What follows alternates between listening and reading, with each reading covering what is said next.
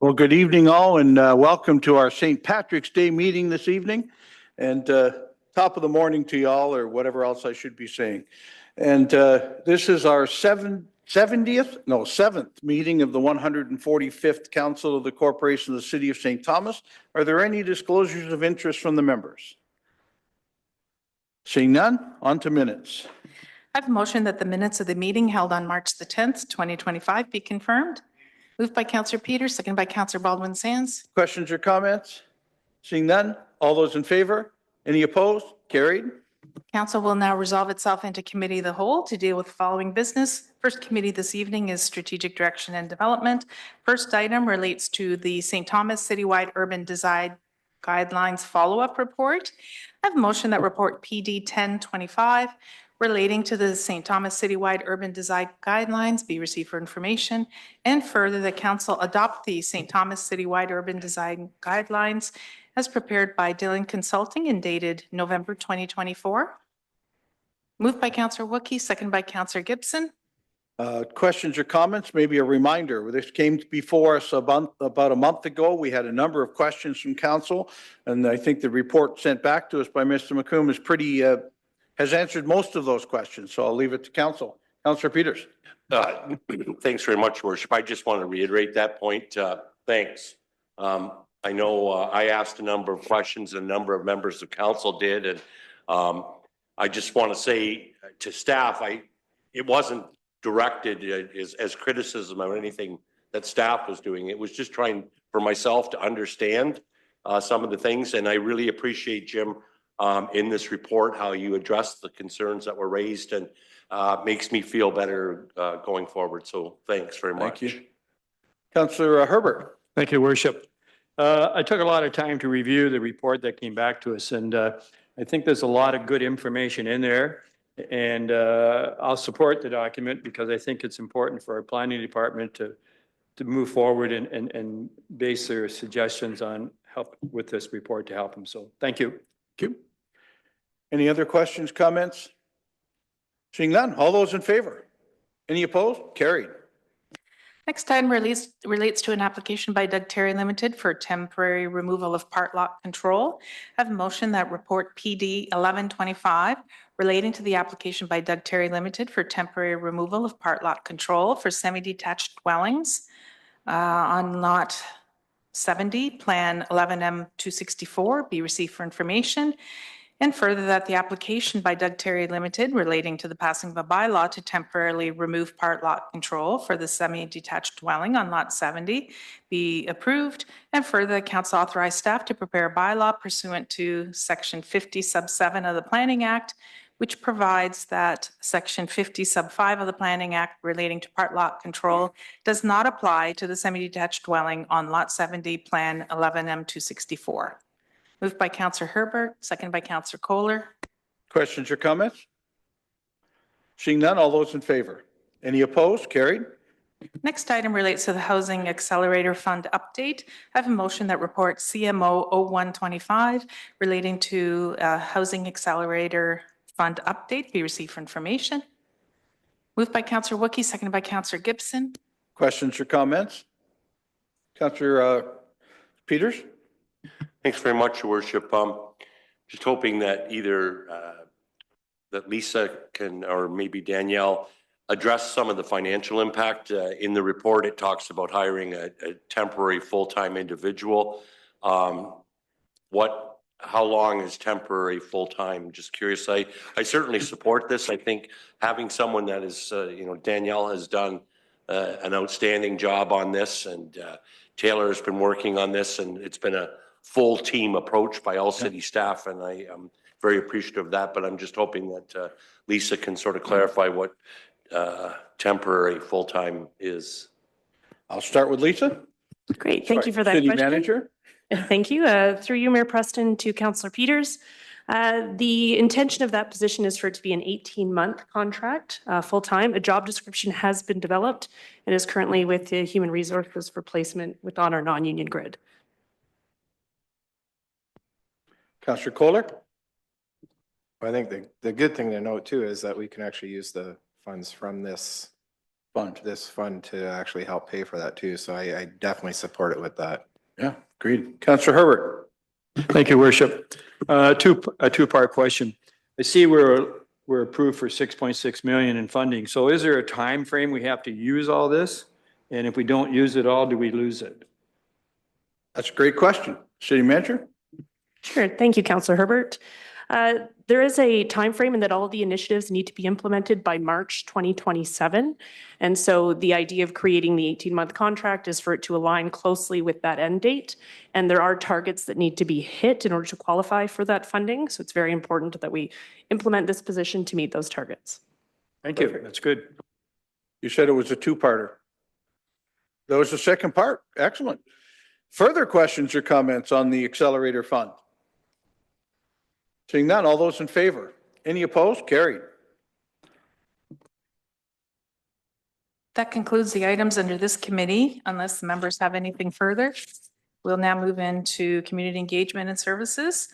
First item relates to the fire department change room expansion. I have a motion that report FD 0525 relating to the fire department change room expansion be received for information, and further, council approve funding from the infrastructure reserve to facilitate the construction of a change room that meets the requirements of female firefighters. Moved by Councillor Baldwin Sands, seconded by Councillor Wookie. Questions or comments? Councillor Peters. Thanks very much, Your Worship. Question to the chief. Okay, so this is the focus for the main hall on Wellington Street. What is the game plan for the Redmond station on Burwell? To your worship, to Councillor Peters, Burwell Road always has had a section and a change room for the female firefighters. It was built that way originally, so when it was built in 2006, it accommodated for that. And when we did the renovations back with Chief Broadbent to the current fire station on Wellington Street, it was set up for that, but it doesn't work in today's day. How it's set up, they're gender neutral bathrooms, but the common area is a common area. So when you come out, there's just a washroom and a shower. So the change area is a common change area. So when we first hired our female firefighters, it seemed to work. We had a temporary change room, but we need to have a legitimate change room with a shower and a bathroom for them. Councillor Herbert. Thank you, Worship. So with the talk of a new third fire station on Queen Street, has that been set up for accommodate female firefighters? Is that something you'd have to do extra if it ever did come into effect? Chief. To you, your worship, to Councillor Herbert. So nothing's been done with Queen Street, but right now the nice thing is it's an empty shell. So if and when with council's approval and everybody's moving forward, it would be set up that way. Because it's an open room and you can do with a blank slate, you can build it as what's needed. Further questions? Seeing none, all those in favor? Any opposed? Carried. Thanks, Chief. That concludes the items under community engagement, unless there are any items from the members. We'll now move into infrastructure and civic operations.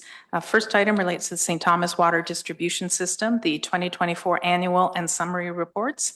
I have a motion that report ES 0825 relating to the St. Thomas Water Distribution System 2024 annual and summary reports be received for information. Moved by Councillor Wookie, seconded by Councillor Taylor. Questions or comments on the reports?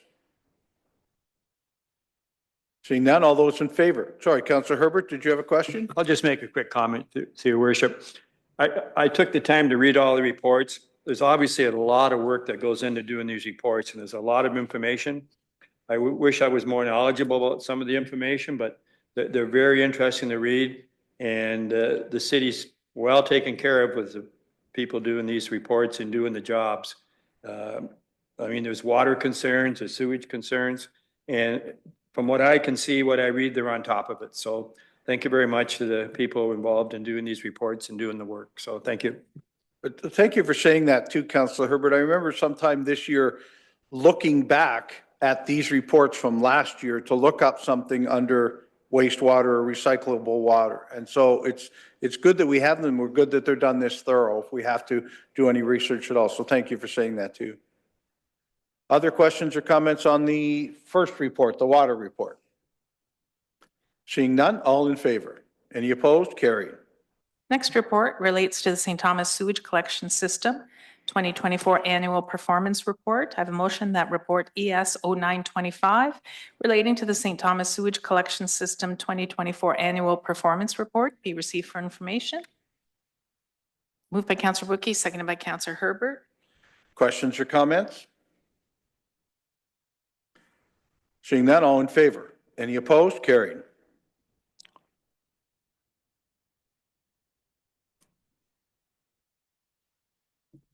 Next report deals with the St. Thomas Water Pollution Control Plant 2024 Annual Performance Report. I have motion that report ES 1025 relating to the St. Thomas Water Pollution Control Plant 2024 Annual Performance Report be received for information. Moved by Councillor Wookey, seconded by Councillor Gibson. Questions or comments on the pollution control plant report? Councillor Peters. Thanks very much, Your Worship. How well is, maybe not how well, with all the work that we're doing on sewer separation around the city, and as that continues, and the combined sewer overflow is now pushing 25 years or maybe older. How well is the combined sewer overflow functioning for us? And at some point, do we need to look at additional capacity for that, or is it fine as we separate? Is that going to continue to buy us time to not overcharge the plant, overload the plant?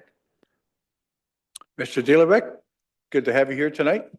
Tough Thank you. question to begin with. Yeah, thank you, Mayor Preston, and to Councillor Peters. So the combined sewer separations that we are doing this year, we're taking an aggressive approach to removing those to help provide that additional capacity at the existing plant for that interim period when we expect to receive flows from the industrial park. There is a facility just upstream on the other side of Sunset, the inline storage facility, that helps regulate the flows that come into the plant so we don't overload the plant. And it's through that facility where we'll unfortunately have to discharge during high intensity rain or snow melt events like we experienced earlier this month. The optimization project that we're working on right now looks to increase the capacity of the plant to push more flow through it. It's not increasing its rated capacity, it's just allowing more flow from the ISF facility to get through the plant during those storm events. And so every combined sewer that we remove, every single catch basin that we remove going to is significant and helps address that additional capacity. So to put it into context, if you were to search the previous performance report from last year or the year before, we had around 2.5 kilometers of combined sewer. We're down to just under 1 kilometer. So we're almost there. So it's that we're aware of. So we may find more, but we'll continue to address those as we do. And we'll always continue to look for catch basins here and there that might be connected to the sanitary sewer. The other piece that you'll see from that report is the plant is at about 72% of its capacity during peak events. And so that's really encouraging when you see the trend from previous years in that report. You can kind of see where we are with the development that we have been seeing in our residential sector. It's kind of plateaued. So the work that we're doing is kind of offsetting the increased flows from new development. So that's been how we've been able to achieve what we have so far. Okay. Further questions? Seeing none, all those in favor? Any opposed? Carried. Next item relates to the Industrial Development Update number 5. A motion that report ID 0525 relating to the Industrial Development Updates be received for information. Moved by Councillor Wookey, seconded by Councillor Herbert. Questions or comments on the industrial development update? Councillor Peters. Thanks very much, Your Worship. And Justin, I appreciate the tour that you took me on of the site. It's one thing to read a report or watch a Beehive report, but to actually physically be on the site, it was exciting and it was great to see, and I'm very appreciative of that. But as we progress, you know, an issue that I have raised on this site from day one was the amount of trees that we had to take out. So, and you know, the stormwater ponds are being developed. We're getting a better idea of the lay of the land out there. At what point do we start doing the landscaping and starting to make it look like a modern day industrial park that is also cognizant of, you know, the environment that surrounds it? And also, how are we going to, you know, we have a weed bylaw. We have, I think we were in the process of hiring a new weed inspector. How do we make sure that with vast swaths of open land that, you know, we are not contravening the Noxious Weed Act? That's the one I was looking for. But how, I'm kind of curious as to where does sort of the whole landscaping theme idea start to fit in, and when will we start to see some things happen? Thanks, Your Worship. Thank you. Justin? Thanks to the Mayor, to Councillor Peters. I think likely in 26 is when we'll see quite a bit happening. In 25, it's still very busy with building the right-of-ways, so there's a lot of disruptions still.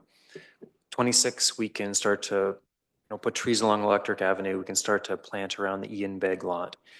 We can see roundabouts be landscaped. We can see the boulevards be landscaped. So I think we're still a year out, but and also the stormwater management ponds. So that we're building 3 in 2025, and so those are often really good green spaces as well. And so 2025 we'll dig those.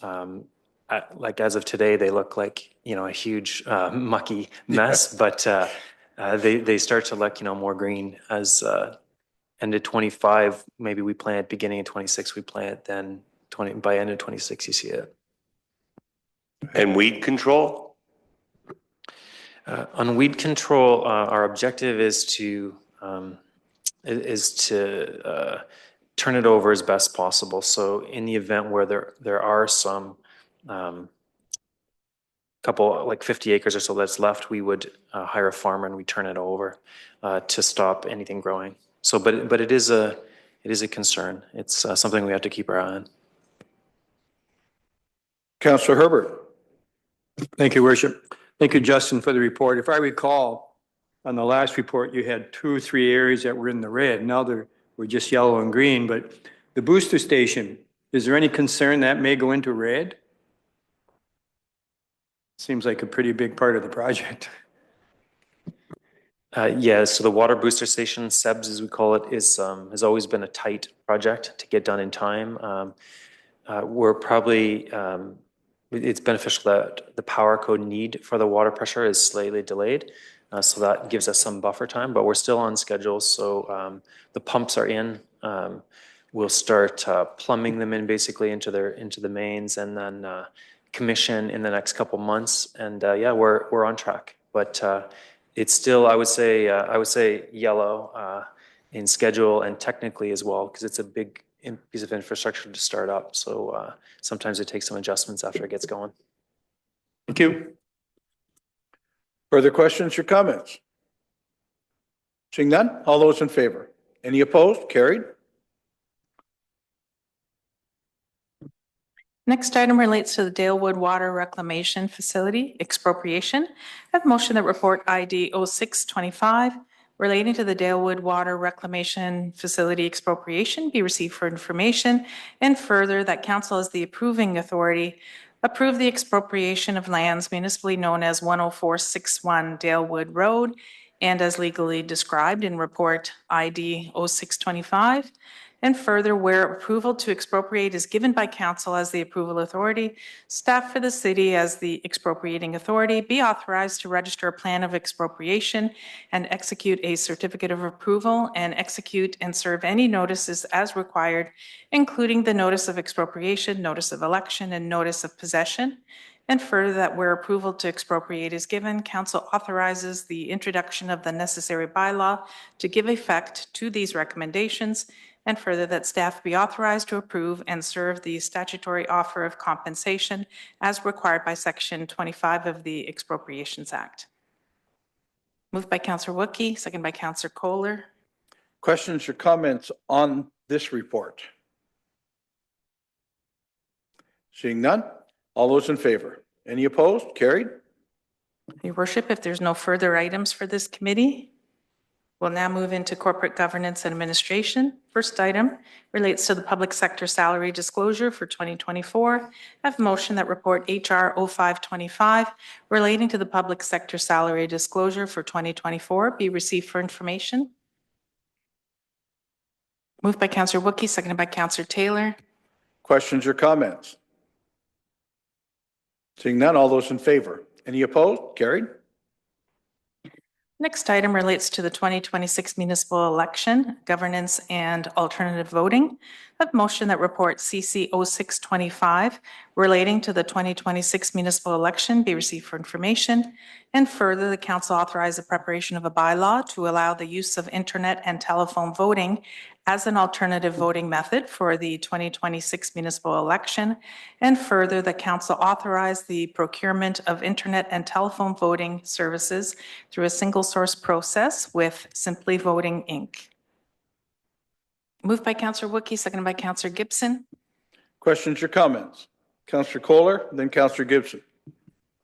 Thanks, Your Worship. I certainly support this report, and I appreciate the information that's in it, especially with the ward systems, because I'm one that's brought up wards in the past and supported them. I'd like to see them sooner than later here, but I certainly support the suggestion from staff here to wait until we get the north end in there to avoid any adjustments of that. But I do think that we're getting to the size now that they will be necessary once we get that future north end going in there. Okay. Councillor Gibson? Yes, I would just like to say thank you to the clerk's office for the information and moving forward into the era of where we do things electronically. I did recognize a line there where they said that they would have a few public places, correct me if I'm wrong, I think they mentioned 3, where people can actually still walk in and get information. I was wondering if there was any chances that we could probably look at having more than just 3 locations, if that was the correct numbers. I'm just thinking you could probably do east to west and maybe downtown, but I'm just thinking those who are living in the south and that are a little more, they tend to be a little more in the age group where they don't often get out as often as most people do. And I just thought maybe that might be an opportunity for us to look at. Thank you. Councillor Wookey? Thanks, Your Worship. Just a quick question for the clerk involving the single sourcing. Every time this comes up, I like to ask, why are we single sourcing? It's not something we'd like to do. And I'd just like some commentary from the clerk regarding that. I've read the report, but I think it's good for the public to hear this. And I believe there's been, I believe some of us received some communication with regards to this. Thank you.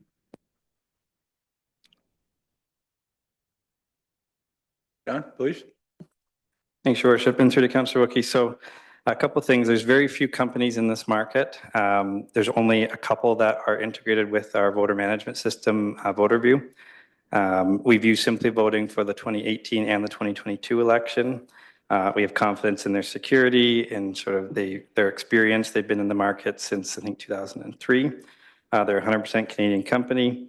And they did the online voting for 50 municipalities in the 2022 election. So we'd like to keep that relationship going with them. So that's why we're looking at using them again. Go ahead, Councillor Wookey. Thanks, Your Worship. Is there, I mean, they're working for us, and that's great.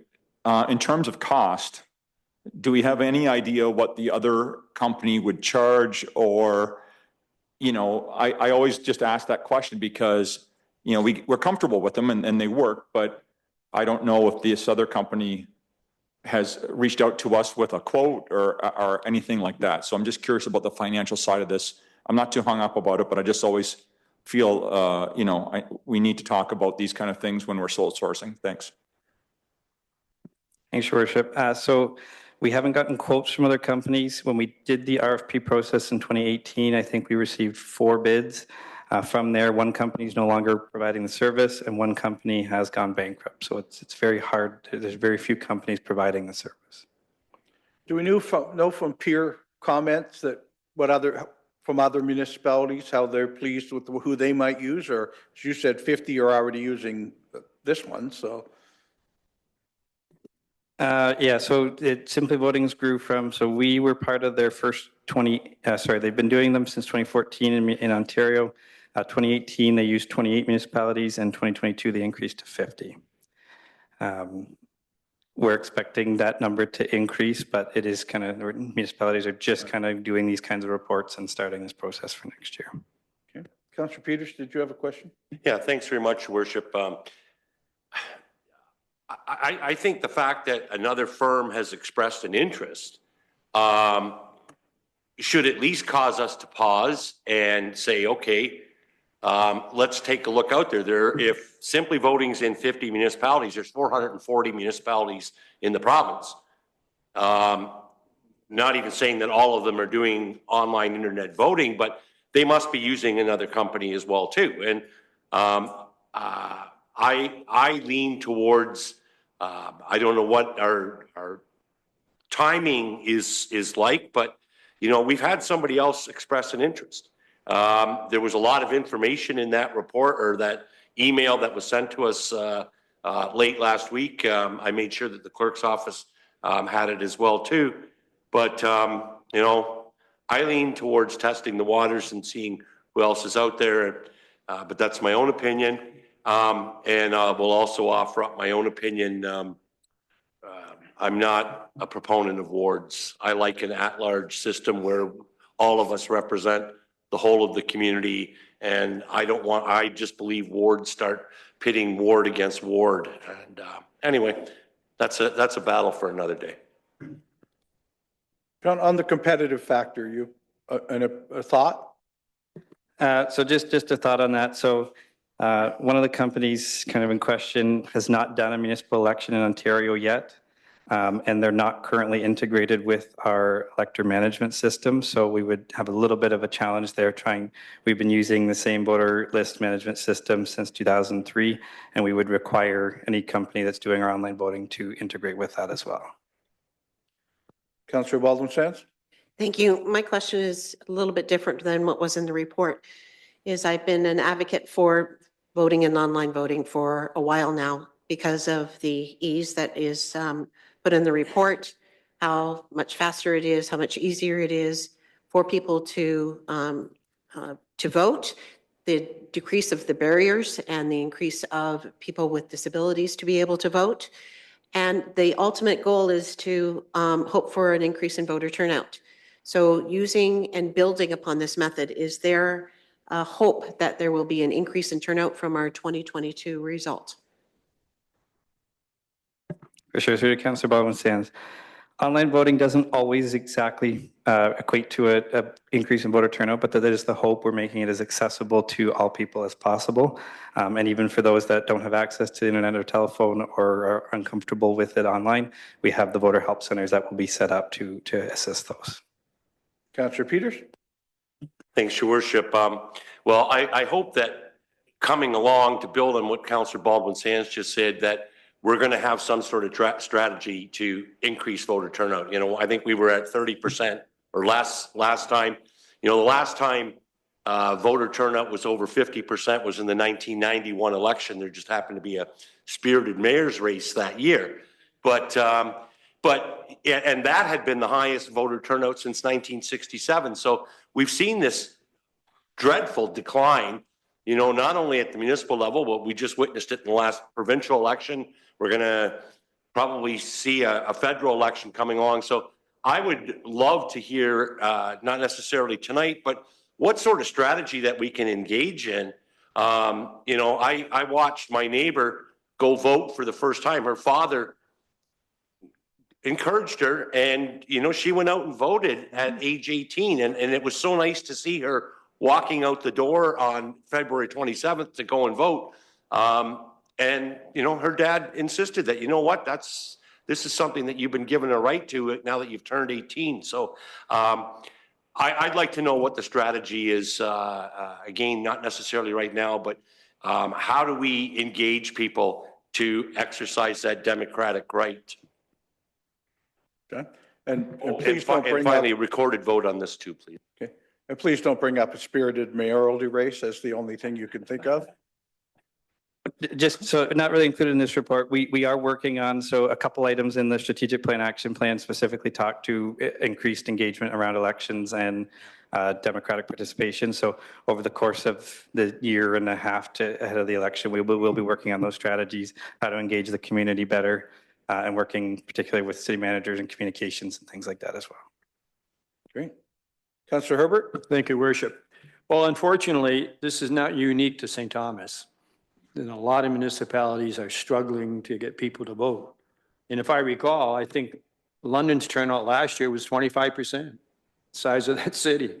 So, you know, so there's various reasons why people don't want to vote, but it's the old, you take the horse to water, but you can't make them drink it. So anyway, it's not unique, but I think it would be ideal to look at other municipalities to see what they're planning on doing for the next election to see if there's any good ideas from what they're trying to do. So it's just the way it is right now, I think. So thank you. Look, I think I agree with you, Councillor Herbert, and all the comments here tonight, but this is about the voter system. If we can take every barrier down that you think is possible from a voter system, then we're on a level playing field of getting people to incite them to go vote, right? After that, it's up to the candidates that are running and the issues that are put forward in a race. But I like the thought that, I mean, I've always loved, as Councillor Baldwin Sands brought up, the internet voting and phone voting was like pulling teeth to get it started. And I feel very, very comfortable with making it as you can vote from your lazy boy or from work or wherever you need to. And you can't make it any easier than that, but you're going to have, you know, incentive to want to support a candidate over another candidate. And I think it is in our strategic plan that we're looking at that democratic piece of how do we make it more current. So we've got a year and a bit to talk about how we do that. But I'm looking forward to that discussion. If we've taken down every barrier we can on making, you can vote from your own home. You can vote wherever you are now. So further questions or comments? Seeing none, all those in favor? Oh, Your Sorry. Worship, we'll There's just more start. recorded vote, I forgot. Thank you. Councillor Baldwin Sands, Yes. Councillor Gibson, Yes. Councillor Herbert, Yes. Councillor Kohler, Yes. Councillor Peters, No? Councillor Taylor, Yes. Councillor Wookie, Yes. Your Worship. Yes. Your Worship, the motion is passed.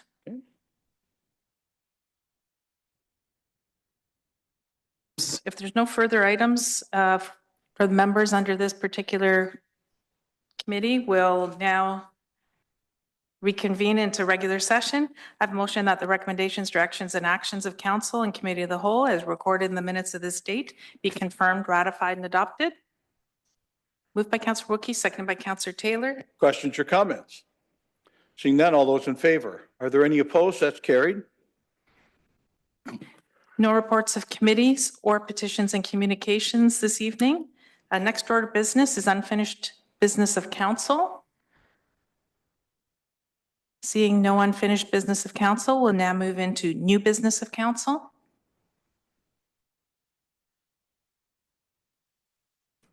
Seeing none, Your Worship. No. Do you have any items? No, I'm speechless. We'll now move into bylaws. I have a motion that leave be granted to bring in the bylaws, moved by Councillor Baldwin Sands, seconded by Councillor Peter. Questions or comments? Seeing none, all those in favor? Any opposed? Carried. I have a motion by Councillor Baldwin Sands, seconded by Councillor Peters, that the bylaws be now read a first time, referred to council and committee of the whole, and read a second time. Questions or comments? Seeing none, all those in favor? Any opposed? That's carried. Thank you, Madam Clerk. First bylaw, please. First bylaw is a bylaw to confirm the proceedings of the council meeting held on the 17th day of March, 2025. Questions or comments? Seeing none, all in favor? Any opposed? Bylaw is carried. Next bylaw, please. Second bylaw is a bylaw to amend bylaw 45-89, being a bylaw to revise and consolidate certain bylaws regarding traffic, regulating traffic and the parking of motor vehicles. This relates to parking on Center Street. Questions or comments? Seeing none, all in favor? Any opposed? Bylaw is carried. Next bylaw, please. Third bylaw is a bylaw to authorize the mayor and clerk to execute and affix the seal of the corporation to a certain agreement between the city and Performance Communities Realty, Inc. This relates to a site plan file for the property at 249 Renaissance Drive, being 12 townhouse blocks consisting of 67 residential units. Questions or comments? Seeing none, all in favor? Any opposed? It's carried. Last bylaw, please. Fourth and final bylaw is a bylaw to expropriate certain lands. This relates to the Dalewood Water Reclamation Facility. Questions or comments? Seeing none, all in favor? Any opposed? Motion's carried. I rise to report the successful passing of four bylaws. Thank you. I have a motion by Councillor Baldwin Sands, seconded by Councillor Peters, that the report of council and committee of the whole on the four bylaws be received and adopted. The same be read a third time, engrossed, signed by the mayor and clerk, sealed and numbered. Questions or comments? Seeing none, all those in favor? Any opposed? Carried. No notice, no public notices or notices of motion this evening. There is a need to move into closed session.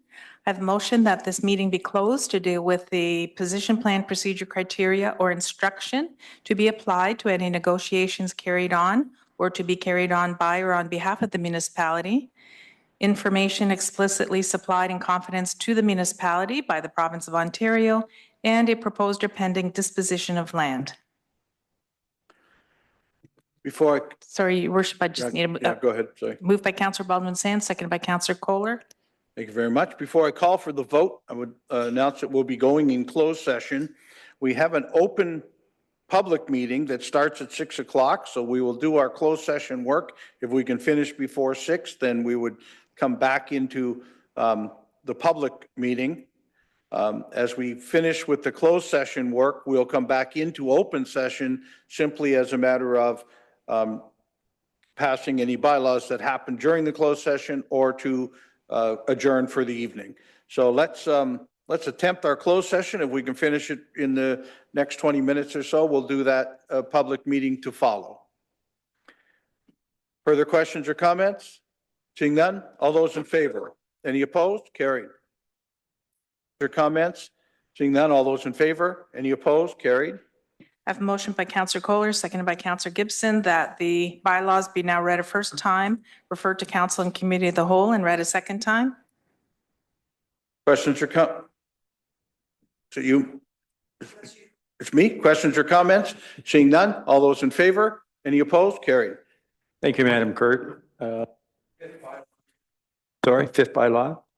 Fifth bylaw is a bylaw to authorize the mayor and clerk to execute and affix the seal of the corporation to a certain agreement between the city and His Majesty the King and Right of Ontario as represented by the Minister of Municipal Affairs and Housing. This relates to the sign back letter. Questions or comments? Seeing none, all in favor? Any opposed? Bylaw is carried. Next bylaw, please. Sixth and final bylaw is a bylaw to authorize the mayor and clerk to execute and affix the seal of the corporation to a certain agreement between the city and Indwell Community Homes. This relates to a contribution agreement. Questions or comments? Seeing none, all in favor? Any opposed? Carried. I rise to report successful passing of two more bylaws. I I have a motion by Councillor Kohler, seconded by Councillor Gibson, that the report of council and committee of the whole on the two bylaws be received and adopted. The same be read a third time, engrossed, signed by the mayor and clerk, sealed and numbered. Questions or comments? Seeing none, all those in favor? Any opposed? That's carried. No further items, Your Worship, at this time. I have a motion for adjournment by Councillor Peters, seconded by Councillor Wookie. Questions or comments? Seeing none, all those in favor? Any opposed? Carried.